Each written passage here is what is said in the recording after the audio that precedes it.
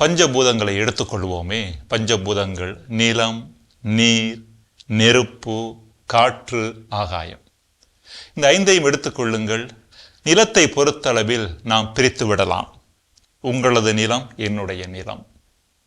உங்களது வீடு வேறு, என்னுடைய வீடு வேறு. எனது நிலம் உங்களது வீட்டிற்கு, உங்களது நிலத்திலிருந்து வித்தியாசமாக இருக்க முடியும். எனவே நிலத்தை பிரிப்பது எளிது. நீரையும் பிரித்து விடலாம். உங்களது வீட்டில் நீங்கள் நீர் புழங்குகிறீர்கள். பக்கத்தில் உள்ளவர்கள் நீங்கள் புழங்குகிற நீர் இங்கு வருகிறது என்று குற்றம் சுமத்தினால் அங்கு செல்லாத அளவிற்கு நீரை நீங்கள் பிரித்து விடலாம். எனவே நீரை கூட பிரித்து விடலாம். காற்றை பிரிக்க முடியுமா?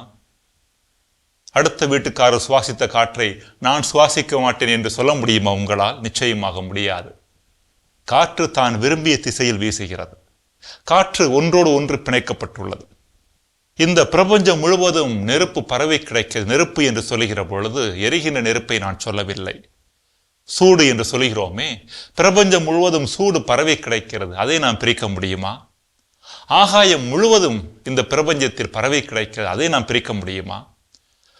ஆக பிரபஞ்சத்தில் இந்த ஐம்பூதங்களை எடுத்துக்கொண்டாலே 3 பகுதி பிரிக்க முடியாத பகுதியாக இருக்கிறது. 2 பகுதி தான் பிரிக்கக்கூடிய பகுதியாக, நீ, நான், உன்னுடையது, என்னுடையது, உனக்கு சொந்தமானது, எனக்கு சொந்தமானது என்று பிரிக்கக்கூடிய பகுதியாக இருக்கிறது. இதுதான் வாழ்க்கை.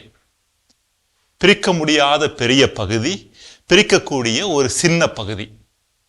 இப்படிப்பட்ட நிலையில் மனித வாழ்க்கை, ஒட்டுமொத்த வாழ்க்கையவே நாம் பிரிக்கக்கூடிய வகையில் வாழ்ந்தோம் என்றால், பிறருக்கும் எனக்கும் சொந்தமில்லை, நான் தனியாக வாழப்போகிறேன், என்னுடைய எண்ணங்களின்படி வாழப்போகிறேன், பிறரது உறவு இல்லாமல் வாழப்போகிறேன், மற்றவர்களை வெறுத்து விட்டு வாழப்போகிறேன் என்று வாழ முயற்சி செய்தோம் என்றால், அத்தகைய வாழ்க்கை எப்படிப்பட்ட, எவ்வளவு ஒரு அபத்தமான வாழ்க்கை, இன்னும் சொல்ல போனால் எவ்வளவு ஒரு ஆபத்தான வாழ்க்கை என்பதை நாம் புரிந்து கொள்வது மிக மிக முக்கியமானது. எனவே தான் பார்க்கிறோம், இந்த பிரபஞ்சத்தோடும் தொடர்பில் இருக்க வேண்டும், இயற்கையோடும் தொடர்பில் இருக்க வேண்டும், கடவுளோடும் தொடர்பில் இருக்க வேண்டும், நம்மோடும் தொடர்பில் இருக்க வேண்டும், சக மனிதர்களோடு தொடர்பில் இருக்க வேண்டும்.